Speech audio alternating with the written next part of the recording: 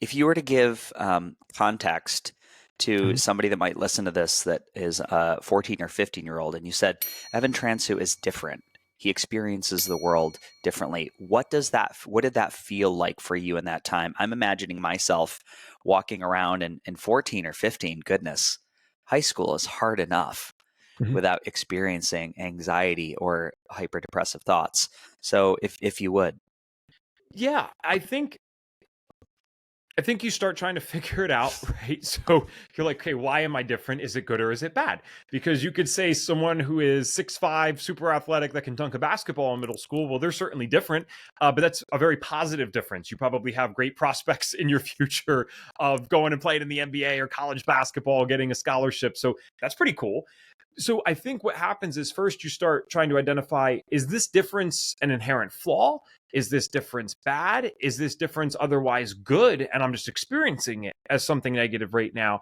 And unfortunately, I took the option that said, oh, this difference is bad. And I thought it was unfixable. And so it was very isolating in terms of the relationships that I had. And thank God I did still have good friends, but we weren't making good decisions. I know this is a stereotypical type of story, but I was the last person in my friend group to ever use a drug, including weed, including alcohol. I was actually a very straight edge kid by default. I wasn't afraid to speak my mind. I was just as opinionated back then as I am now. And I wouldn't have been afraid to say, oh no, smoking weed's not cool, man. Drinking alcohol is not cool. I'm not hanging out with you if you're doing that. But the depression in particular, not even just the anxiety, the depression, that broke me down.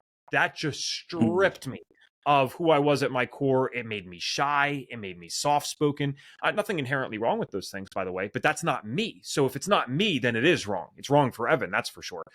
And I just started becoming a follower. I did what other people were doing. And so, yes, I'm the last person in my friend group to do these things, but I see, okay, I'm different. It's a bad different. What's the point of all this anyway? I might as well hide this. I don't think it was that logical, but that's what was happening. And so I start using the drugs.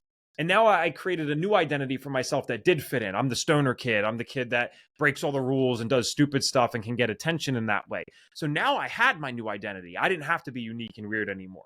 I didn't have to let anyone know that the truth of the matter is I didn't want to be smoking weed all day, every day. I didn't want to be selling pot. I didn't want to be taking Xanax recreationally and trying to be cool like that.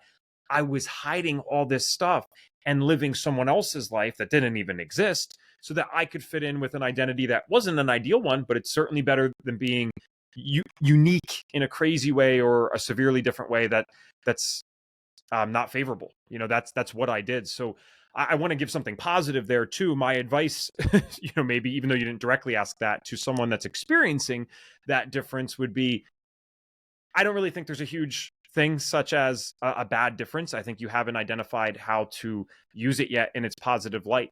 And yes, I had a bunch of health issues. I had a bunch of mental health stuff.